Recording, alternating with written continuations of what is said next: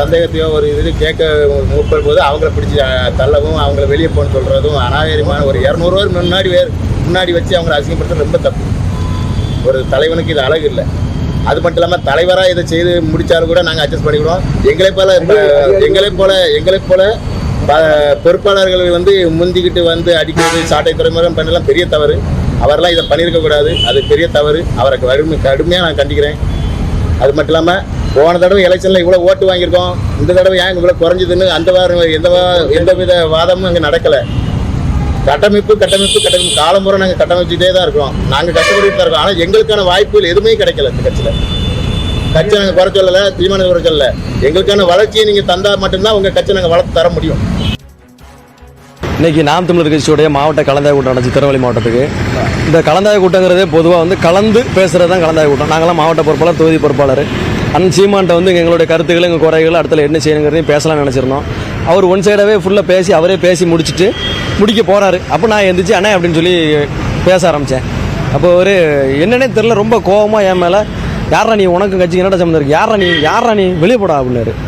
அப்போ நான் என்னண்ணே இது அப்படின்னு சொல்லி, என்னண்ணே அப்படிங்கும்போது, நீ சாதி ரீதியாக கட்டமைச்சிட்டு இருக்க அப்படின்னாரு. நான் அதில் என்ன அதை பற்றி உங்கள்கிட்ட பேசணும் அப்படிங்க. ஆனால் என் கூட அப்படி ஒரு அலிகேஷனே கிடையாது.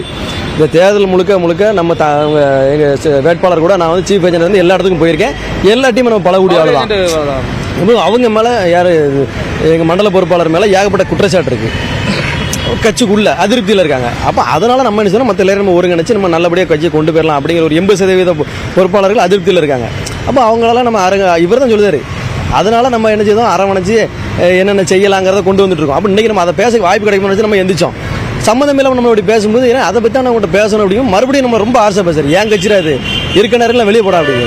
அப்போ நான் பார்த்தேன், நான் வெளியே போகிறேன் நாச்சு வரட்டுமா அப்படின்னு நான் கிளம்பி வந்துட்டேன். அதுக்கப்புறம் நம்ம அண்ணன் தான், அவர் நாங்கள் நேற்று தொகுதி செயலாளர் அந்த விஜய். இல்லை இது என்ன அண்ணன் பேசிட்டு இவரை வெளியே அனுப்பிடுறாரு. அனுப்பினோடனே எங்களுக்கு ஒரு வருத்தம். ஏன்னா என்ன கருத்துன்னு கூட கேட்கல, ஒரு மாவட்ட கலந்தாய்வு கூட்டம்னு வச்சுட்டு கருத்து கேட்கல, வெளியே அனுப்பிட்டாங்க. அனுப்புனா நான் இருந்துச்சு, அண்ணா என்னண்ணே தம்பி என்ன தப்பு பண்ணாரு கேட்டீங்க, எல்லாத்தையும் விசாரிச்சிங்களா, எல்லாத்தையும் 19 விசாரிக்காம நீ எப்படி அவங்களை அனுப்பலாம், இத்தனை வருஷம் உழைச்ச பையனை நீங்கள் எப்படி அனுப்பலாம் அப்படின்னு. அவர் உடனே இல்லை அவன் சாதி ரீதியாக பேசியிருக்கான் வச்சிருக்கான் அப்படின்னா பதிவுலாம் இருக்கணும். சாதி ரீதியாக பேசியிருக்காங்கன்னா சாட்டை திருமுருகன் நேற்று கூட நான் கொண்டையங்கோட்டை மரவன் பேசியிருக்காரு. கட்சியில் ஜாதி பேசக்கூடாதுன்னு நாம் தமிழர் கட்சியில் இருக்கோம். அவர் கொண்டையங்கோட்டை மரவன் பேசியிருக்காரு. அப்போ அது என்னென்ன அர்த்தம், அது தப்பா அப்படின்னு பேசும்போது அவர் அப்படி தான் பேசுவான். நான் கட்சி நான் தான் முடிவெடுப்பேன், நான் தான் பேசுவேன், நான் சொல்கிறத கேட்கறான்னு சொல்லி சீமானுக்கு எனக்கு வாக்குவாதம் ஆகுது. அப்போ ஏன்னா தள்ளுமுள்ளாகுது, சாட்டை திருமணம் அடிக்க பாயிராப்பில். அப்போ இருக்கவங்கலாம் சமப்படுத்தி கூட்டி என்ன செஞ்சுட்டாங்க, மறுபடியும் இந்த பவுன்சர்கள் வச்சு வெளியே கொண்டு வந்துட்டாங்க. இதான் இது என்னன்னா, தலைவர்கிட்ட நாங்கள் பேசுகிறோம், எங்களுடைய கருத்தை சொல்ல போகிறோம். இதுக்கு சாட்டை துறைமுறைக்கு என்னன்னு தெரியல, அவன் தான் கட்சி நடத்தினானா என்னன்னு தெரியல. ஏன்னா எனக்கு முழுசாக சொல்ல போனால் தமிழ் தேசியம் நல்லா இருக்கணும். அண்ணன் நாங்கள் நான் 2016 எலெக்ஷன் 2016 எலெக்ஷன் 19 இடைத்தேர்தல் 2021 2024